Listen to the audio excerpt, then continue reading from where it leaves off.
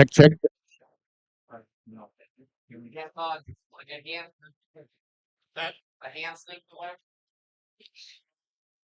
Welcome back to the Michigan Business Beat on Michigan Business Network. Jeffrey Mosier sitting in for Chris Holman on the road, on the island, up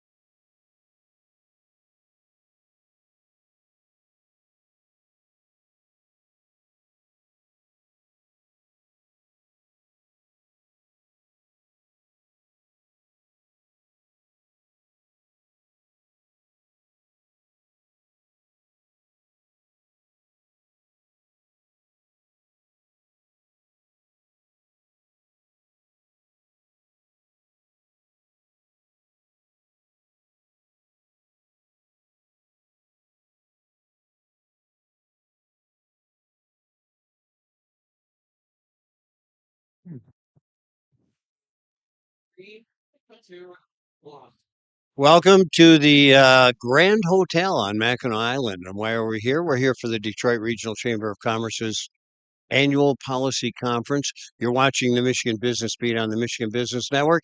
And I'm still Chris Holman. And you're still Brian Kelly, head of the Small Business Association of Michigan. How you doing? Great to be with you. Beautiful time on the island. Looking forward to the conference. You know, you think about what it would cost your organization to put these people together. It's unbelievable. Yeah, it really is one of the few times a year when you can pack in so many people. So many of the business leaders and industry leaders and government leaders from all across the state gathered in one place. You really can't put a price on that. Well, and people also look at this thing and say, "Oh yeah, they have speakers, and then they have some media, and they don't know about the 10,000 behind doors meetings of associations and organizations that really get a lot of work done." Yeah, that's really what the main point of the conference is for many of us who come year after year after year. They do a great job of putting a program together, but it's not really about the program. It's about the meetings, it's about the business, it's about the deals. It is a really important place to set you up for success over the next year. And bumping into a celebrity every now and then too. Yeah, it's a who's who for sure. You definitely run into a lot of cool people here. A lot of fun stuff. Well, listen, your membership has been kind of moving steadily up and up and up. What are you at now? We have 33,000 members. It's unusually large small business, state-based small business association. We're really proud of that, but it's a testament to entrepreneurship in Michigan. We're known for the big guys, but our economy, half our jobs, actually more than half of our private sector jobs come from small businesses. And the number of businesses here, what, 95% are small businesses. That's right. Actually, depending on how you classify it, around 99% of the total number are small businesses. It really is it's a powerhouse, and including here in Michigan. And even I like to say, even the big businesses have family names because they started as small businesses. That's right. Stage one is the first step, right? Yeah, it's kind of interesting you say that because it is important to know that small businesses have grown from a Henry Ford, that kind of a thing. What are the big issues right now? There are lots of big issues out there that people are talking about, including things like tariffs and general inflation and borrowing costs. But one of the issues people aren't talking that much about these days that we're hearing a lot from our members, from small business owners, is the rising cost of healthcare. It's one of those things that every year people complain about the amount it increases and they kind of just suck it up and pay it. But now it's different. It's a different tone. It's a different set of frustrations, and it has reached a level where it's just unsustainable. And our people are really, really concerned about the ability to offer this benefit. 3 out of 4 of our members in our last survey said that it was impacting their ability to expand, to add people. They can't afford to do it because of the rising cost of healthcare. Well, I look at another angle of that, and that is that there's already a shortage of talent, period. And then one of the few recruiting tools that small business has to go head to head with larger businesses, state government, education, etc., is healthcare. And if you start having to put some of that back on the employee, it's going to be difficult.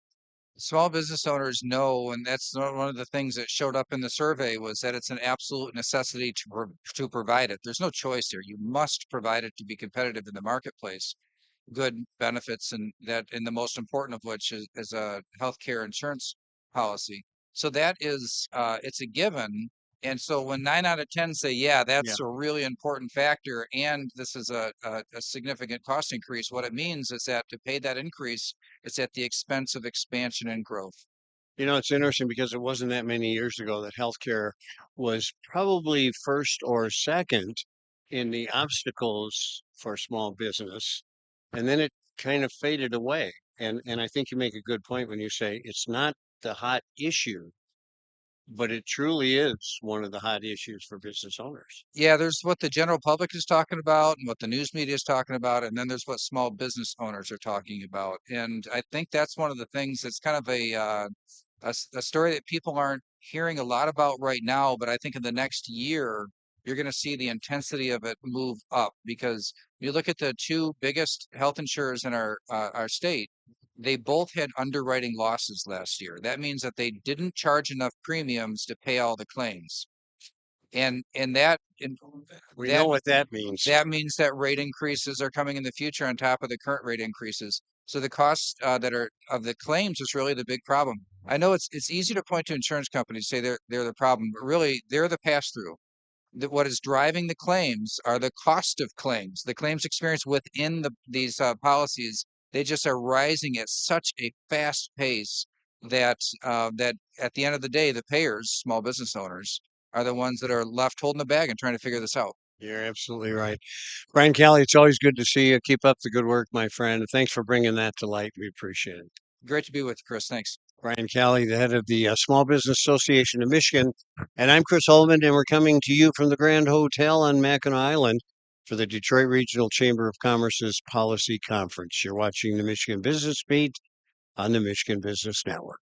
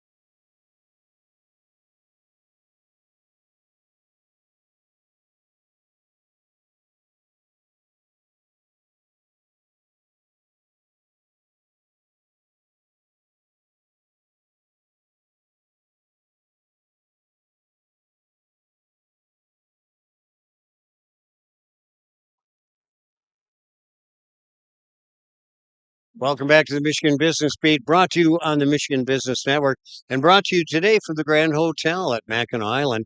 We're here for the Detroit Regional Chamber of Commerce's annual policy conference. You run into all kinds of important people here, of course, and so we snagged one as I walked by the booth here. Carolyn Gilchrist, the Secretary of State. How you doing, buddy? Lieutenant, well, and I'm giving you this title for now because I know you're looking at changing it. Lieutenant Governor, how you doing, bud? I'm doing great. Good to be with you again. It's good to be here.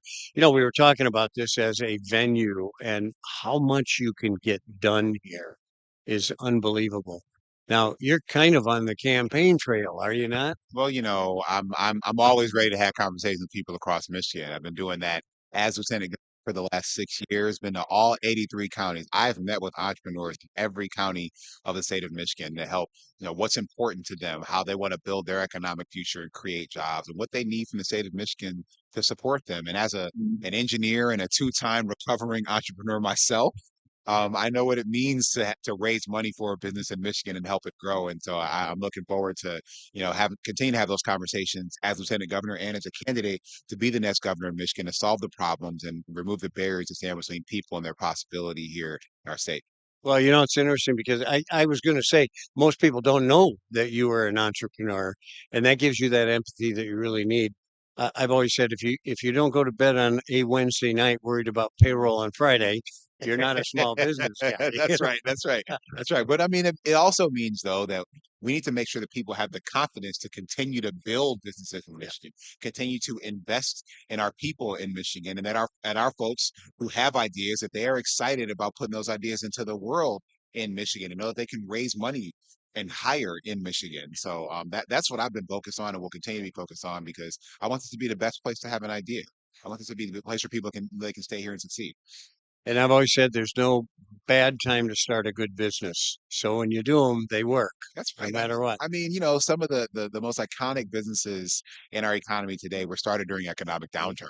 So if you have an idea, we want Michigan to be the best place to make something happen. Yeah, absolutely right.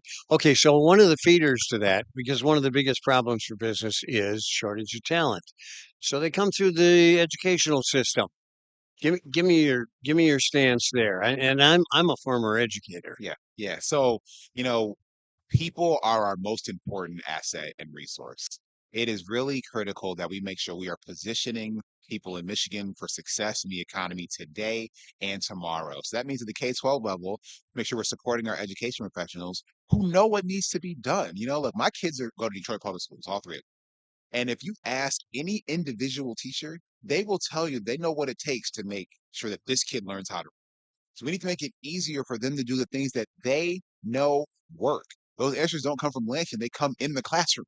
So we have to support them. We have done a lot of work to make sure that we have more resources available on a per student basis than ever. This year, we're going to break $10,000 per student to invest in their education.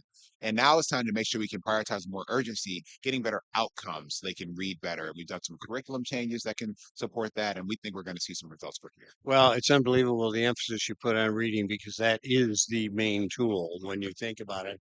The other piece is training because we get a lot through the ISDs of the state, and that's craft. That's people learning trades like plumbing, like electrical, et cetera, et cetera. That's really important. I think support that. Well, we do, and have supported at a level that is, bigger than any time in our state's history. The truth is, Michigan's become the number one state for, adult adult credential acquisition. We have made sure that we have more apprenticeships available. 32,000, I mean, 23,000 apprenticeships that are available.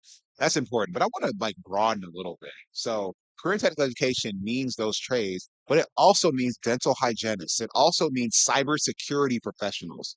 I had a meeting at the Pentagon this past December. They have 100,000 open cybersecurity jobs in the federal government. And so we have an opportunity to position Michigan's young people to take those jobs. Those are good paying jobs. You can build a family in a future on that work. And so, we're making sure that we're getting those certifications available to kids at the high school level, the graduate from high school being able to do this. And then regardless of the choice that you make to pursue higher education going forward, you can enter the economy and afford things and have a job right now. Plus, you can live in DC, which is a little bizarre these days, I but don't want you to live in DC. I'm talking about being a magnet for young people. You know Yeah. what I mean? Yeah. It really is. Listen, continued good luck, my friend. It's great to have you here. Thank you. And keep up the good work. Thank you. And we'll watch you on the campaign trail. Looking forward to supporting Michigan people with ideas who are creating jobs and having economic impact. Thank you. You'll do fine. Good to see you. Garland Gilchrist, Lieutenant Governor for the state of Michigan. I am Chris Holman. You're watching the Michigan Business Beat on the Michigan Business Network, coming to you from the Grand Hotel on Mackinac Island, where we are here for the Detroit Regional Chamber of Commerce's annual policy conference. We'll be right back with more.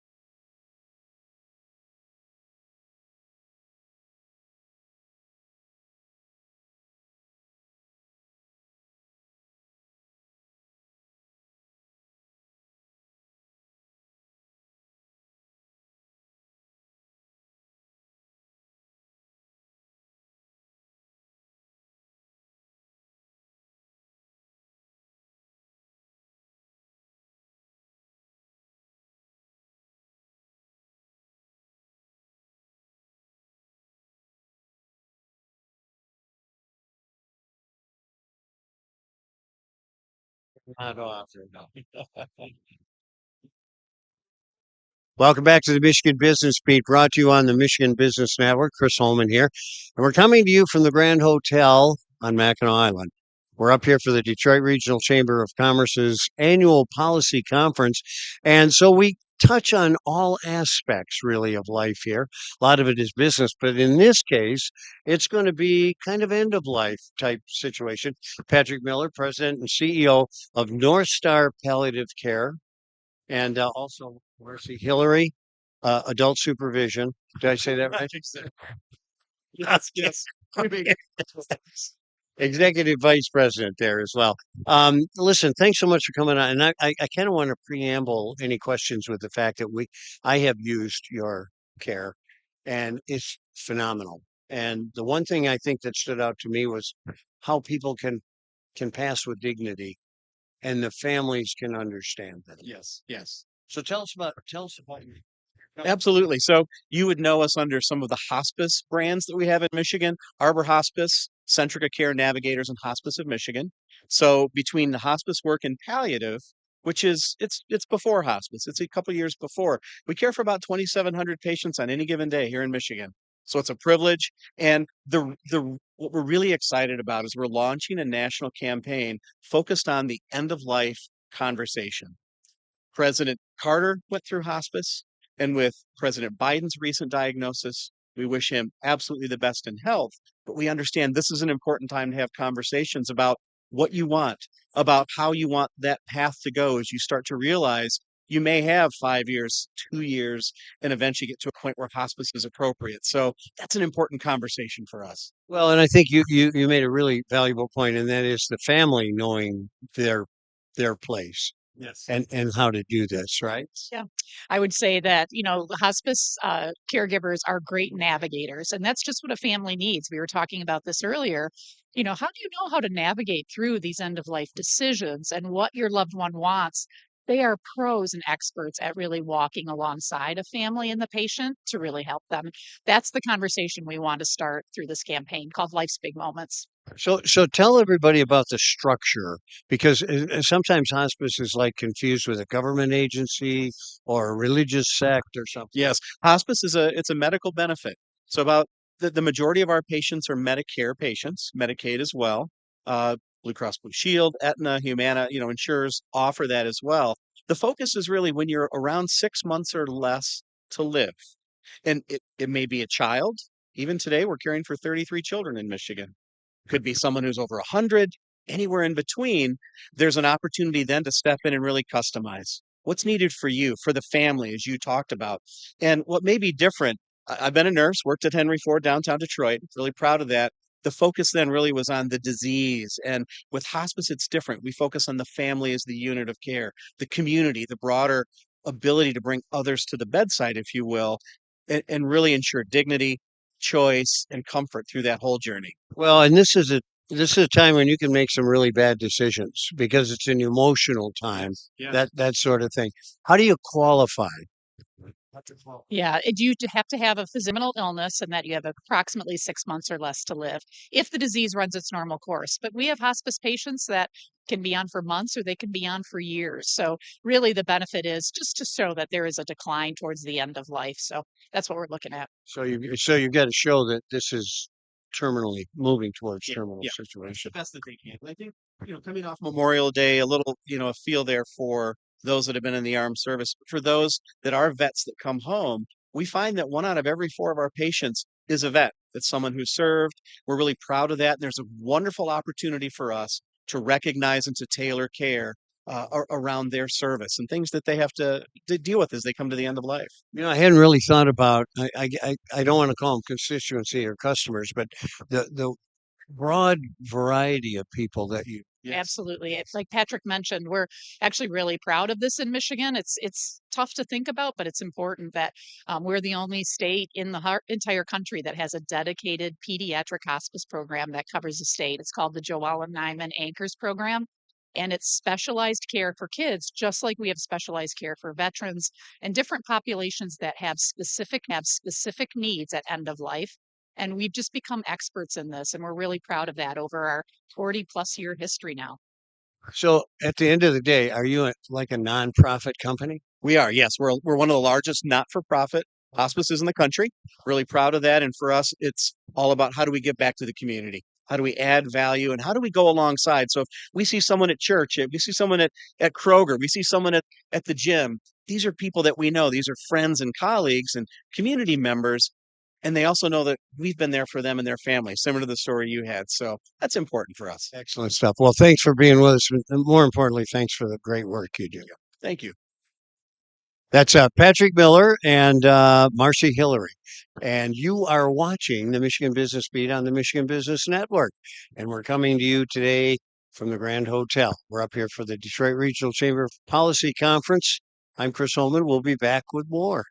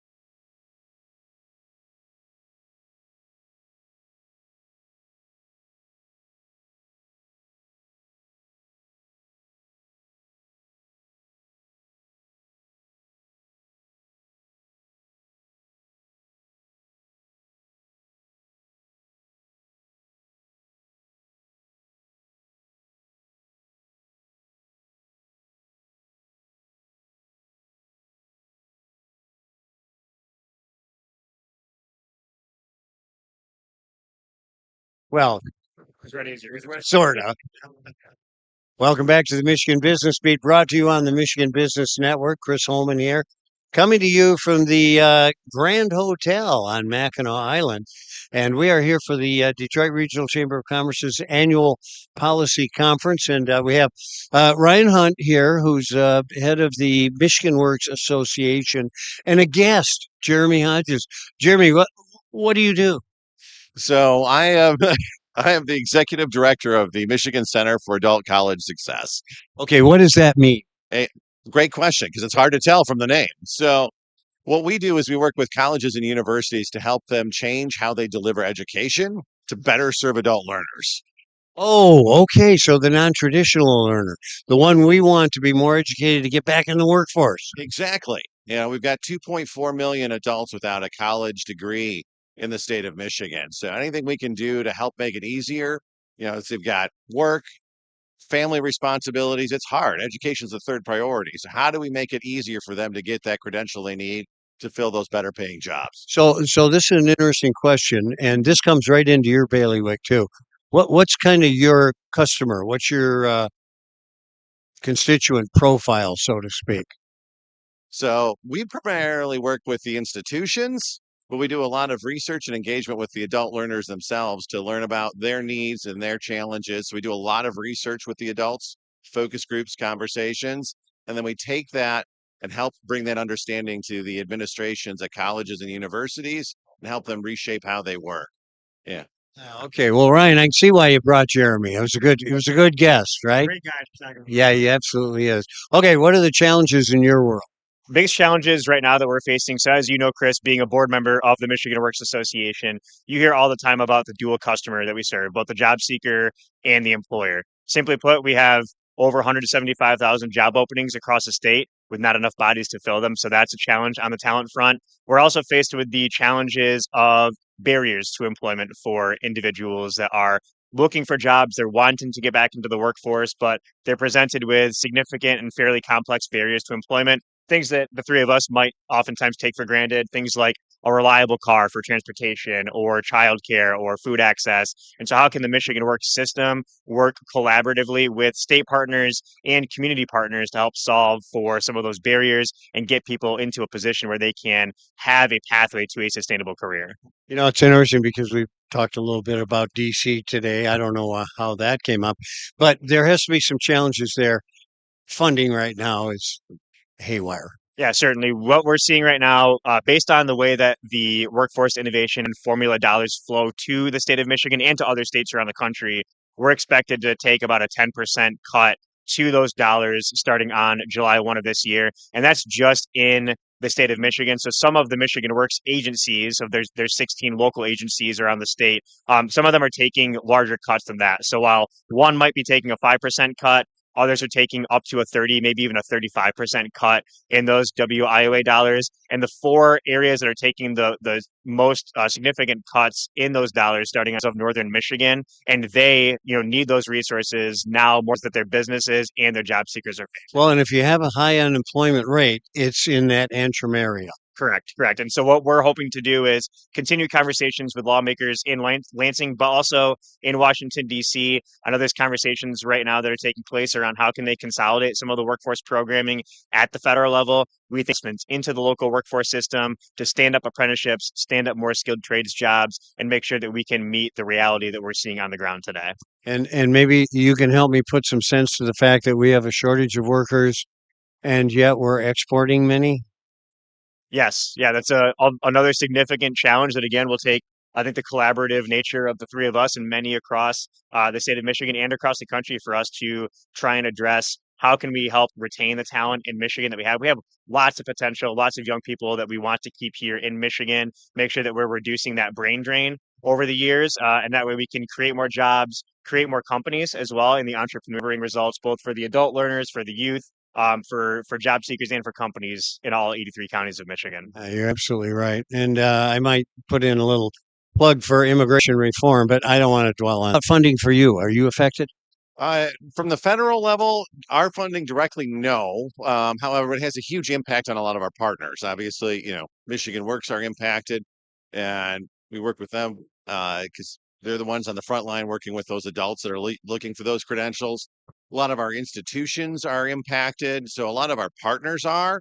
So it's trying to work creatively with them to figure out how can we do the things that need to handle her in a time when you're seeing, and that's a big challenge. As Ryan laid out, I mean, all of the challenges he laid out that these adults are facing, obviously we're seeing on the post-secondary side, the transportation, childcare, et cetera. So when those safety net programs are getting hurt like that, it just makes those challenges harder to overcome. Mhm. Well, there's a few things we've got to overcome. Let's keep diligent about attacking them. All right. All right. Ryan, Jeremy, thanks so much for being with us. We appreciate you. Keep up the good work. We need you guys. Thank you, Chris. Thank you. All right. You're watching the Michigan Business Beat on the Michigan Business Network. I'm Chris Holman coming to you from the Grand Hotel and the Detroit Regional Chamber of Commerce's annual policy conference. We'll be back.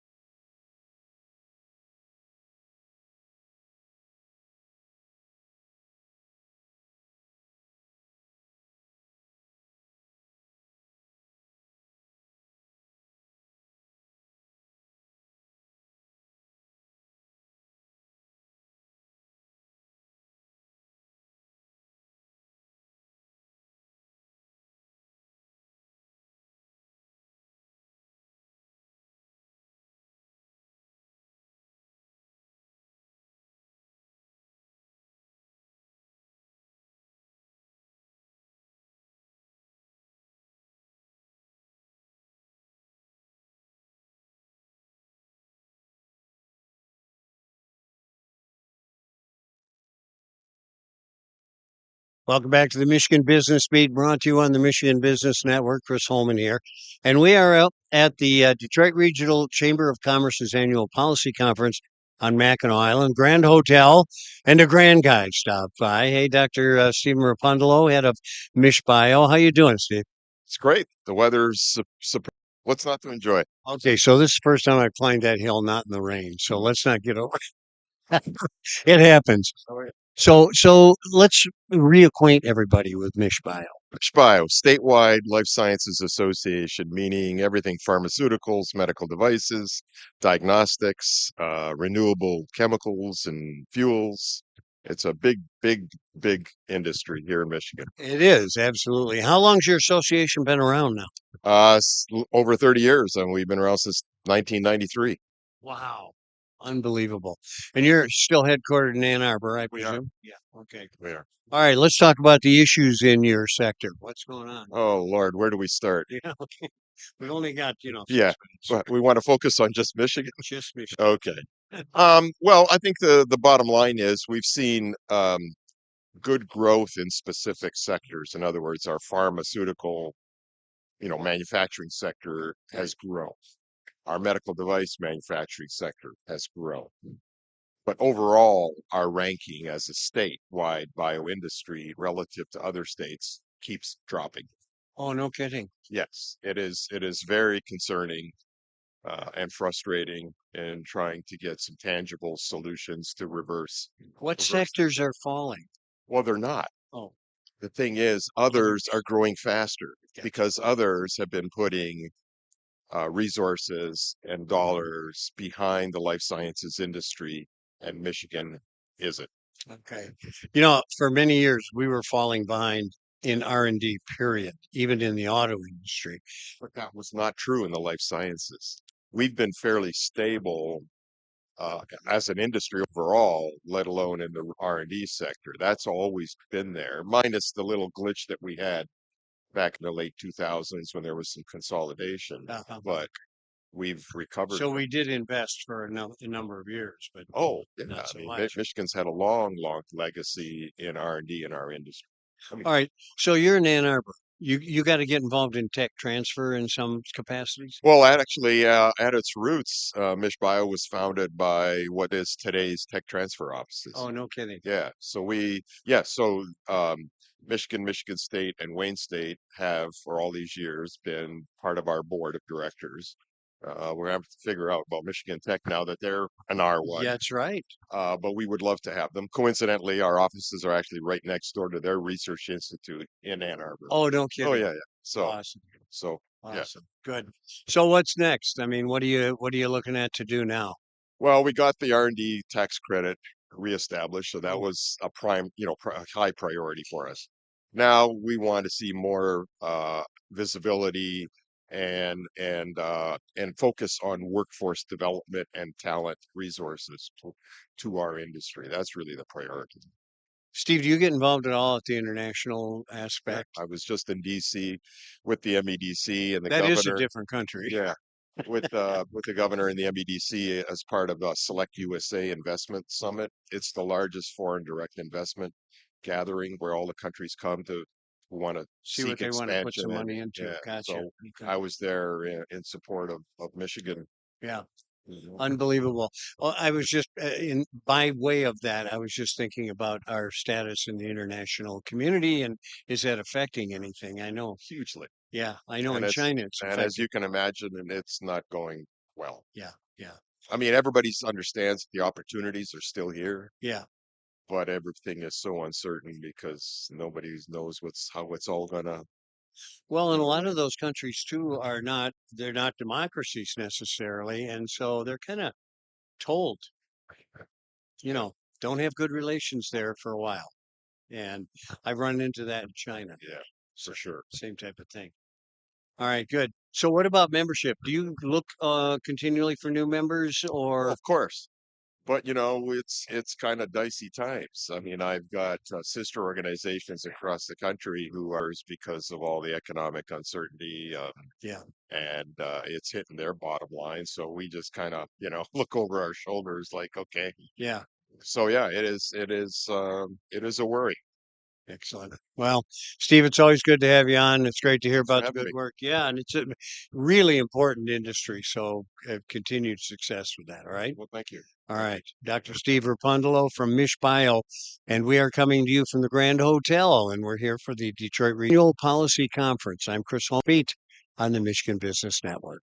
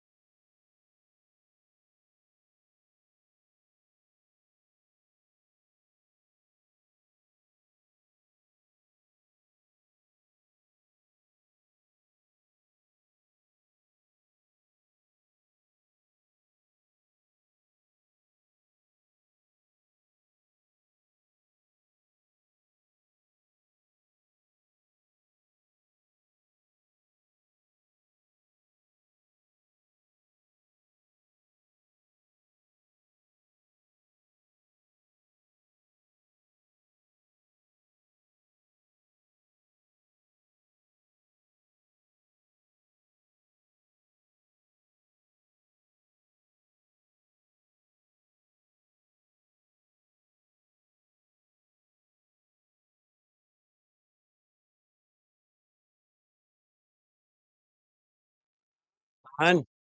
Welcome back to the Michigan Business Beat, brought to you on the Michigan Business Network. Chris Holman here. And we're coming to you from the Grand Hotel, and we're here for the Detroit Regional Chamber of Commerce's annual policy conference. And venture capitalist Chris Reisig always joins us. I'm doing great. It's always great to see you here. Well, it's good to see you. And there's money, there's progress, there's politicians, there's business people. Where would you rather be today? There's no place better than this right now. Isn't it amazing what takes place? The number of people you get a chance to talk to here that it would take you weeks somewhere else to set up a time and all that, and you just run into them in the hall. No, you're absolutely right. Hey, explain to everybody your venture capital fund and how it's really pretty unique. Yeah, so I started and I'm a managing partner of Renaissance Venture Capital. We are a fund of funds, which means we don't invest in startups. We invest in venture capital funds, but we invest in funds around the country under the condition that they come to Michigan and look at Michigan startups. So, of course, we're investing for venture capital returns, but the other element is we're trying to attract venture capital to really grow the startup ecosystem here. You are also our biggest financial lure. That it helps when you're investing in funds, they'd like to come and visit you. No, Yeah. you're absolutely right. So how's the progress gone? Michigan has continued to grow very nicely. We've moved from really what I would call a third tier state to one that's just like right on the edge right now. For 5 years, we were the fastest growing state for venture capital in the country, and we've held on even as some of the rest of the country has kind of gone backwards in the last couple of years. Yeah, there was a time when we were a venture capital desert, and then we were the land of opportunity for a while there, and things got really hot. We work a lot, of course, with the Venture Capital Association, and to see their progress as well. And you're right, we're holding our own, which is really good. Yes, I mean it used to be when I first got a venture fund from Boston or Silicon Valley to come here. Now they're coming here regularly, and we've had enough big successes that folks want to be part of that. Yeah. First lunch I had was when Berengia came and their representative, and I thought, why are you guys here, right? Because they were from Silicon Valley, basically. But he said that phrase. We think it's the land of opportunity. So what's the next stage for you guys? Well, so we always do this big undemo day event where we bring in all these VCs. We'll get 200 to 300 VCs to come from around the country. And then we go to the universities and the accelerators, et cetera. We find the best startups in Michigan, and we run essentially a fantasy draft to set up these one-on-one meetings. And in a day at Ford Field, we'll have 500 to 700 one-on-one meetings. And it's worked. We've attracted about $3 billion to Michigan to startups here, and it just continues to grow. It really, the process is pretty unbelievable. And the fact that you have lured them here has been a real financial, economic impetus, I guess, for the state of Michigan.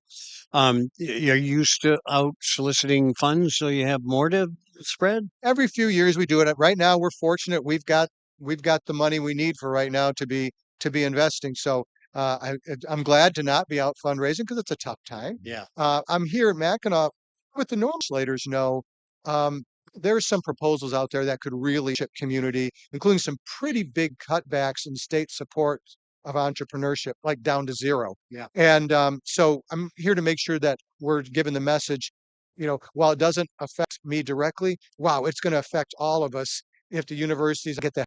Chris, do you have a certain type of venture capital fund you're like technology based or anything like that? We do just about everything. We're trying to create a portfolio. So we have a lot of healthcare, we have a lot of tech.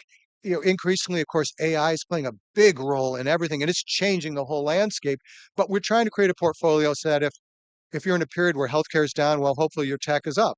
And so we give our investors the opportunity to be able to handle long-term changes in markets. Well, I'll tell you what, you guys have done a phenomenal job of that, and you have had some pretty good successes. I know you guys were early on in Moderna. Right. Yeah. Right. That was a once in a career sort of success. Yeah. And it really hits there. What is the percentage of successes these days for venture capitalists? I mean, it used to be, we know we jump into 10 or 15 of these, and one of them will hit and finance the 14 failures. Yeah, we don't look at it by numbers. We look at it more by dollars. And so if a venture fund, if 5 out of 10 fail, well, if they didn't put much money in them, you don't care. And so the question is, everybody puts a little bit of money in, but then you continue to put money in.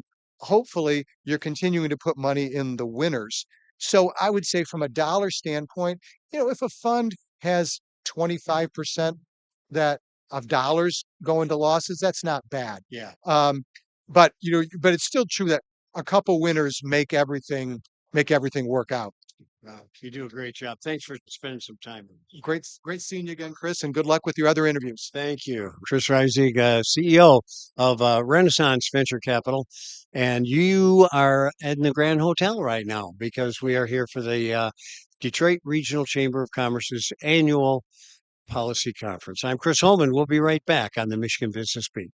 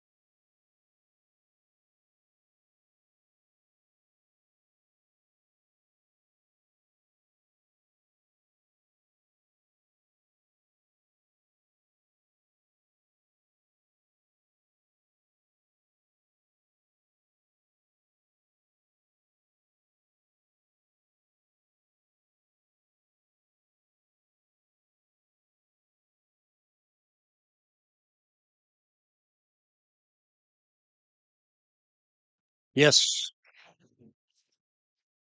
Welcome back to the Michigan Network. Chris Holman here. And we are coming to you from the Grand Hotel. And we're up here for the Detroit Regional Chamber of Commerce's annual policy conference. And who's more quagmired in policy, right, than you? Brian Peters, the executive director of the Michigan Health and Hospital Association. How you doing, bud? I'm doing well, Chris. Always great to be with you. Definitely is in the spotlight these days. Oh my gosh, certainly is. First of all, let me start with: are you getting affected much by R&D cutbacks, by all the money that's not coming through from federal sources? Well, certainly we have a number of our member health systems that are affiliated with an academic enterprise, University of Michigan Health being a wonderful example of that. And so, yes, there is some impact there. Certainly when it comes to tariff policy, most folks think of that tariff discussion and they think of the automakers or other sectors of the Michigan economy and don't tend to think about healthcare. But the reality is, think about an MRI machine, Chris. It may be manufactured technically in the United States, but it has 24 components that are critical that come from overseas. And so tariff policy across the board in healthcare, whether you're talking about technology or whether you're talking about prescription drug ingredients, tariffs can have a huge impact. Well, there's absolutely that, and that's throwing a quagmire into business uncertainty, which is not good in the long run as well. What are your major issues? Well, right now, it's all hands on deck related to the Medicaid program because just a week ago, the United States House of Representatives did pass their one big, beautiful budget bill, as we know. And that included very significant proposed cuts to the Medicaid program through a variety of mechanisms. And we're still sorting out all of the particulars there, but we know if that particular legislation survives the United States Senate, where it's going to be under consideration now in the weeks ahead, we know that that's going to mean reduced funding and therefore reduced access, not only for Medicaid recipients here in the state of Michigan, but when a hospital or a health system has to reduce